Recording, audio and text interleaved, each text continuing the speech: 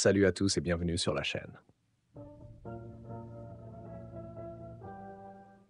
Dans cette vidéo, on va voir ensemble comment diagnostiquer et réparer un problème très courant sur ce type d'ordinateur portable. On parle ici du Dell Latitude 5400 qui souffre d'un souci classique, l'écran noir. Pas d'image, pas de logo, rien du tout.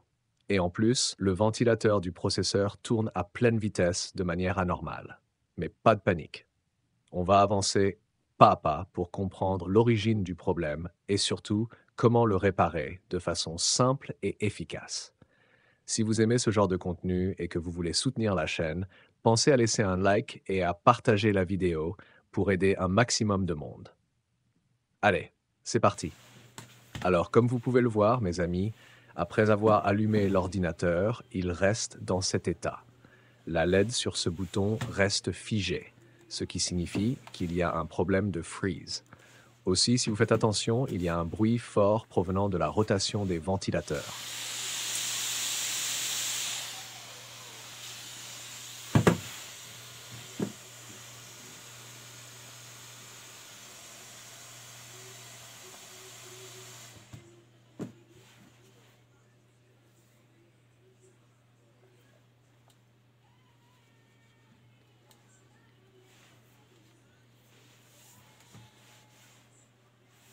Ici, on remarque ces bosses sur le châssis de l'ordinateur, dues à l'utilisation de mauvaises vis, c'est-à-dire qu'elles n'ont pas la même longueur, ce qui les rend saillantes sur le couvercle.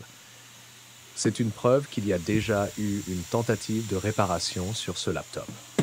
Le bruit important du ventilateur montre qu'il tourne à pleine vitesse, et tous ces signes indiquent une défaillance au niveau du software de la carte mère.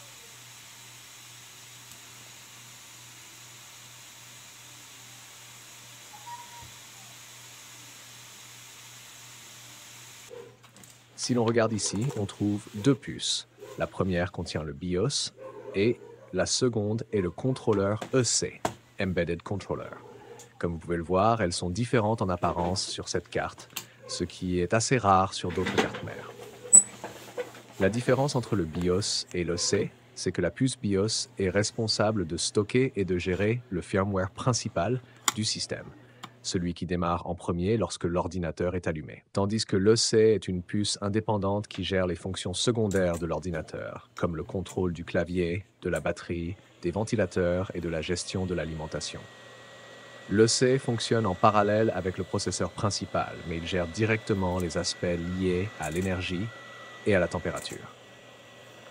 En ce qui concerne l'EC, il joue un rôle crucial dans la gestion de l'alimentation et de la dissipation thermique. C'est lui qui contrôle l'activation et la vitesse des ventilateurs, la charge de la batterie, ainsi que l'envoi des signaux nécessaires au processeur principal pour assurer un démarrage correct. Une mauvaise programmation de cette puce peut entraîner des dysfonctionnements, comme un ordinateur qui ne démarre pas ou des ventilateurs qui tournent à fond sans raison. Maintenant, je vais utiliser ce socket pour programmer l'EC. Bien sûr, avec ce type de puce, il est nécessaire de la souder directement sur le socket. Il faut d'abord chauffer le socket pour faire fondre la soudure, afin d'éviter d'exposer la puce à une température excessive, car elle est très plate par rapport aux puces traditionnelles et donc plus fragile. Cette génération est considérée comme plus récente. Ces puces sont généralement aussi de type SPI, mais elles se distinguent par leur taille très réduite et leur format plate, flat package. Elles sont souvent utilisées dans les appareils modernes, où l'on recherche une meilleure efficacité énergétique et une intégration accrue des fonctionnalités. Je vais maintenant passer à la programmation. La taille de la puce est de 8 mo, ce qui signifie qu'elle contient le firmware de l'EC.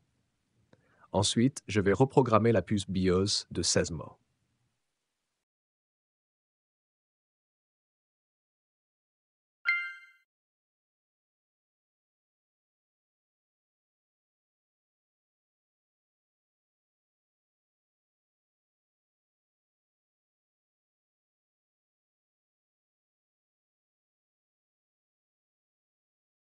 Après avoir terminé le flashage des deux puces et les avoir remontées, je vais faire un test. Après avoir appuyé sur le bouton d'alimentation, la LED s'allume, ce qui est bon signe. Je vais attendre un peu. Le fait que la LED s'allume indique que le software que nous avons programmé sur le BIOS et le C fonctionne correctement. Il faut juste patienter.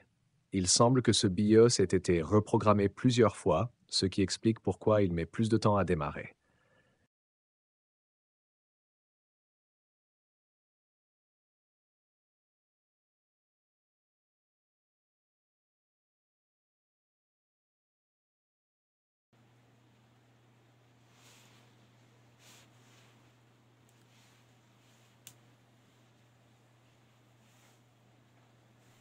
Et voilà, l'image apparaît à l'écran et le système d'exploitation démarre normalement.